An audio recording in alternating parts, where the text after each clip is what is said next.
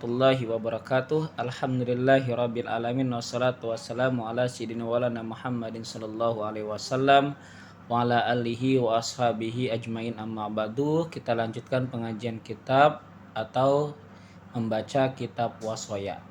Sekarang masih ada darsu yang kedua, lafalnya adalah ya bunayya. Baik, kita mulai.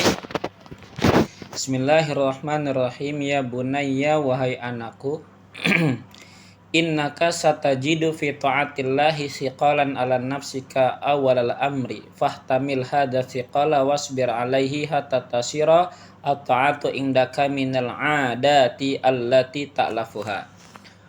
Wahai anakku, sesungguhnya engkau bakal menemukan engkau fi ta'atillahi, taat kepada Allah, siqalan yaitu terasa berat. Taat kepada Allah itu merupakan keberatan yang sangat dahsyat, berat yang sangat dahsyat, ala nafsika, atas dirimu. Jadi taat kepada Allah itu merupakan keberatan, wahai anakku, yaitu berat.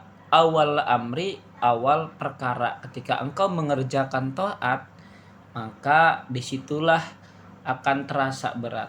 Fahtamil hadza siqala, maka tanggunglah olehmu beban ini, yaitu taat. Engkau menanggung beban itu, taat, walau meski berat, tapi engkau harus sabar menghadapinya. Wasbir alaih, dan sabarlah engkau alaihi terhadap hadza siqal.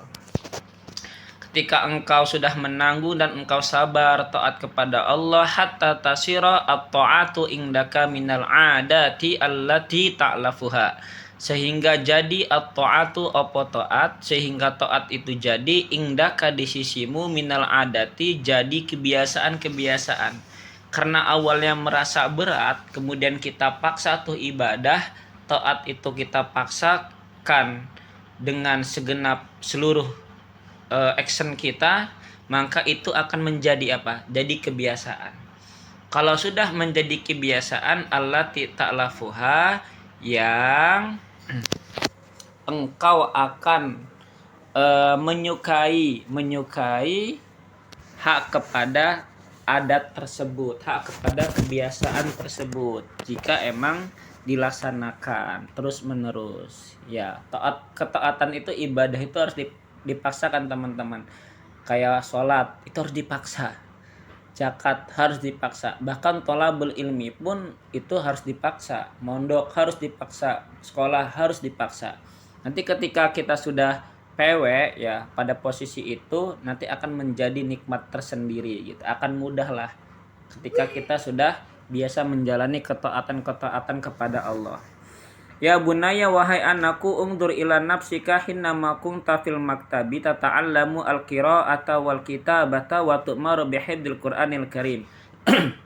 Wahai anakku, lihatlah dirimu, hainama kunta fil maktabi, ketika engkau ada di sekolah. Tata'allamu al-qira'ata wal kitabata, engkau membaca, engkau belajar membaca ketika di sekolah. Wal kitabata, dan engkau belajar menulis. Wa tu'maru bihifdzil Qur'anil Karim, dan engkau diperintahkan untuk menghafal Al-Qur'an yang mulia, goiban, dengan goib, dengan tanpa melihat Al-Qur'an, ya kan? Berat kan? Sekolah itu berat, belajar itu berat, mondok itu berat. Sikol, karena apa? Karena taat. Karena mencari ilmu itu jihad paling terbesar teman-teman. Melawan kebodohan, menghilangkan kebodohan, itu jihad paling terbesar. Otomatis dong ketika kita mencari ilmu, lama-lama kan bete tuh belajar aja kan, kemudian menghafal aja kan bete tuh ya, bosen. Wajar, kenapa? Karena itu ketaatan, terasa berat. Ketika nanti kita sudah biasa, maka kita akan mencintai ketaatan tersebut, makanya harus dipaksakan. Alam takun idza katakrahu al-maktaba wal muallima, apakah engkau mengetahui hal itu gitu loh. Engkau itu mengetahui hal itu, takrahu, engkau sengit, engkau enggak suka, al-maktaba, sekolah, wal muallima, dan belajar. Hal-hal yang tidak kita sukai, yaitu menghafal, belajar, menulis, membaca, banyak bacaan, banyak referensi, itu kan hal-hal yang tidak kita suka. bahkan di sekolah wal mu'allimah, dan bahkan dengan ustadznya pun, ini pelajaran matematika saya nggak suka nih, pelajaran bahasa Inggris saya nggak suka nih. Nah itu kan kita kan ketika di sekolah masalahnya problematika tentang hak itu kan, tapi karena kita dipaksa, awalnya dipaksa, suka nggak suka, mau nggak mau kita harus mau, kita harus suka. Karena dipaksa, insya Allah kita akan menjadi terbiasa dan kita akan mencintainya. Watatamana antakun namut lakas sarah, dan engkau berkeinginan antakun namut lakas sarah, engkau itu lepas segitu aja, blas gitulah, nggak mau belajar, nggak mau menghafal gitu kan, udah blas gitu aja. Keinginanmu kan seperti itu tuh. Faha'ang ta'al yaumu qad balagta ad-darajatal lati arafta biha faidata sabri ala ta'allumi fil maktab. Maka apakah engkau mengetahui pada hari ini engkau belajar, qad balagta ad-darajata, sesungguhnya engkau akan mendapatkan, akan sampai pada derajat kedudukan, nilai yang tinggi, allati arafta biha, yang engkau ketahui derajat itu, faedah sabri, dengan faedah kesabaran. Jalan keluarnya, solusi keluarnya teman-teman, ketika kita emang bete dalam belajar, ya kan, kata Syekh Muhammad Syakirnya, nanti kita akan mencapai derajat yang tinggi dengan syarat kita harus sabar. Sabar ini yang sangat sulit, karena sabar itu tingkatan yang muraqabah dalam tasawuf, itu tingkatan yang luar biasa. Sabar itu solusi yang terbaik dalam belajar. Ketika kita belajar dari kecil, ya kan, dari PAUD atau TK, SD 6 tahun, SMP 3 tahun, SMA 3 tahun, kuliah gitu kan, S1, kemudian S2, S3, S4 gitu kan. Kalau S4 profesor, dokter, sampai kita mendapatkan gelar dokter, S3, kemudian profesor, itu kan semuanya harus harus dengan kesabaran gitu loh ketika kita belajar. Nah, ketika kita sudah berhasil, qad balagta adarajah, maka kita akan menemukan hasil, derajat kita akan tinggi di sisi Allah atau di sisi manusia, dengan catatan ikhlas belajarnya.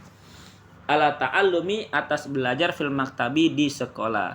Wa alimta anna mu'allamaka kana sa'iyan fi maslahatika, dan engkau mengetahui bahwasannya ustadzmu, gurumu, kana, ia adalah sa'iyan, orang yang selalu berusaha, fi maslahatika, untuk kebaikanmu. Seorang guru itu orang yang selalu berusaha atas kebaikanmu, nak, atas kebaikan kita. Makanya jangan kita sia-siakan pengorbanan seorang guru.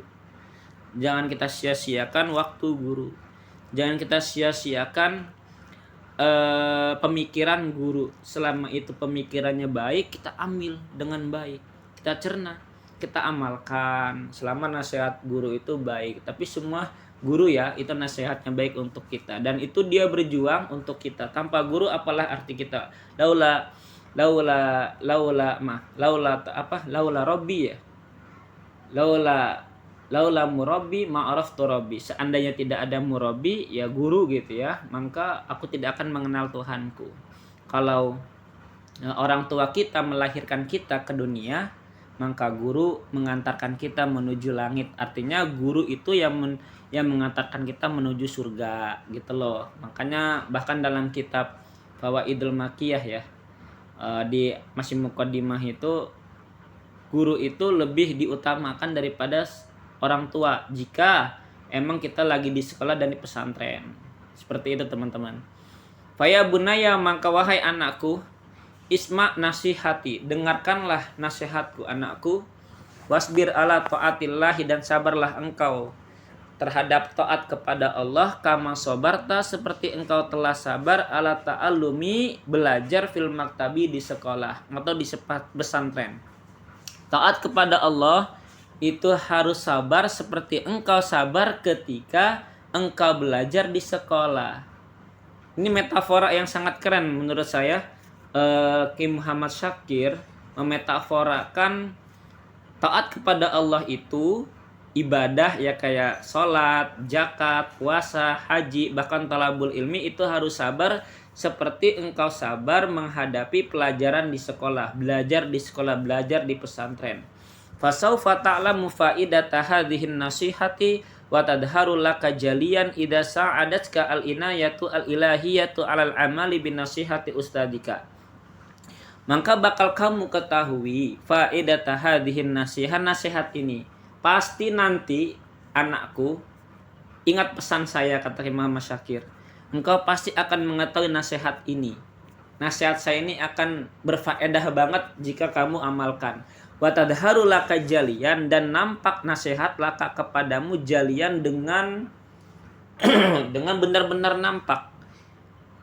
Idza sa'adatka al-inayatu al-ilahiyatu, jika tatkala menolong kepadamu al-inayatu al-ilahiyatu, pertolongan Allah alal amali atas amal, binasihati ustadika, dengan nasihat ustadmu.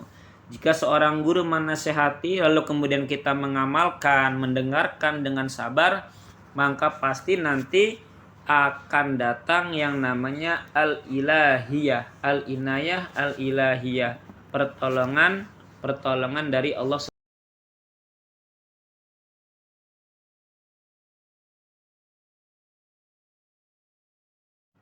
Intinya kita harus sabar.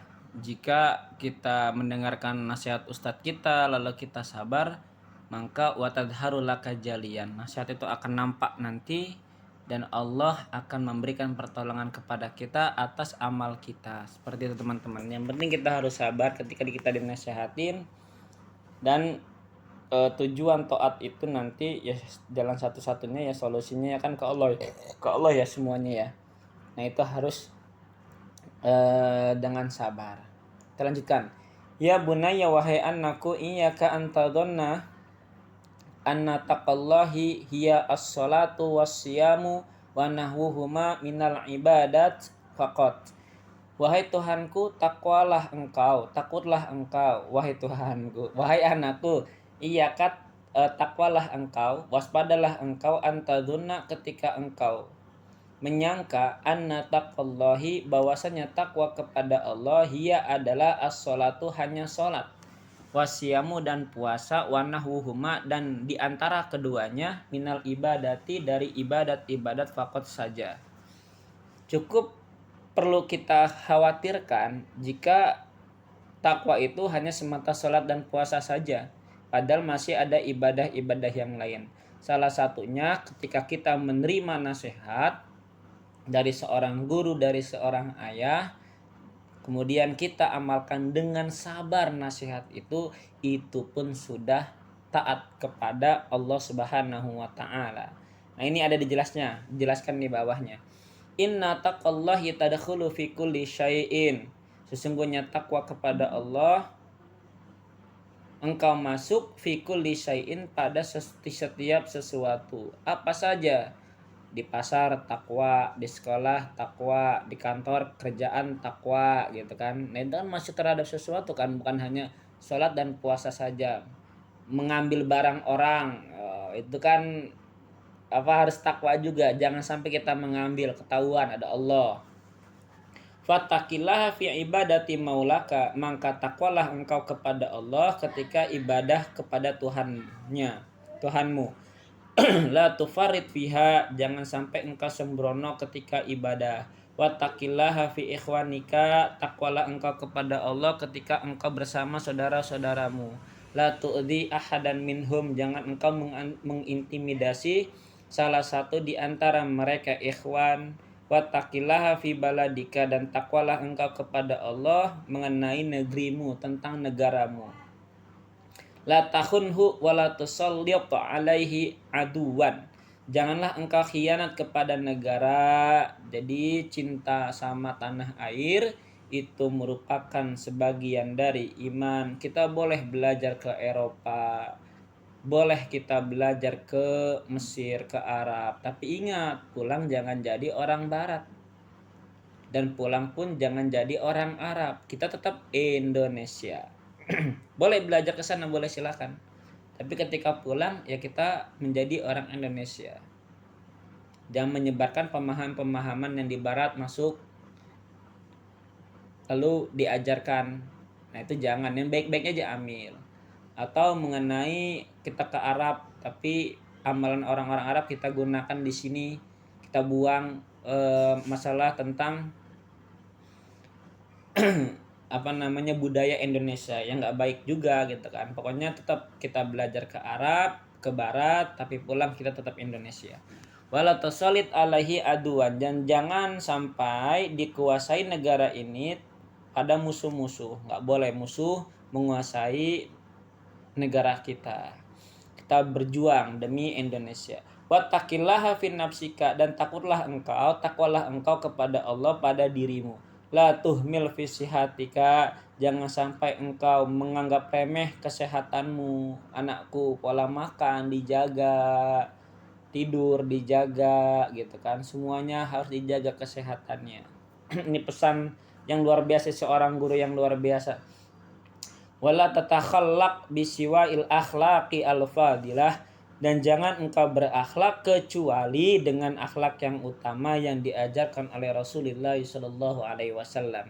Ya bunayya, wahai anakku, qala Rasulullah, ittaqillaha haitsu ma kunta wa atbi'is sayyi'atal hasanata tamhuha wa khaliqin nasa bi khuluqin hasanin. Kata Nabi, takutlah engkau kepada Allah, takwalah engkau kepada Allah sekiranya engkau di mana saja berada. Wattabis sayyi'ata alhasanata tamhuha, dan ikutilah kejelekan itu dengan kebagusan. Ketika kita melakukan kejelekan, maka ikuti yang dengan kebaikan. Tamhuha, maka menghapus, hasanah, hak kepada sayyi'ah, maka kejelekan itu bakal terhapus oleh hasanat. Wa khaliqin nasa bi khuluqin hasanin, dan bertakwalah dan dan bergaulah, berakhlaklah kepada manusia dengan akhlak yang bagus. Wallahu a'lam bishawab. Semoga bermanfaat. Nanti dilanjutkan ad-darsus salisu. Subhanaka Allahumma wa bihamdika asyhadu an la ilaha illa anta nastaghfiruka wa atubu ilaik. Assalamualaikum warahmatullahi wabarakatuh.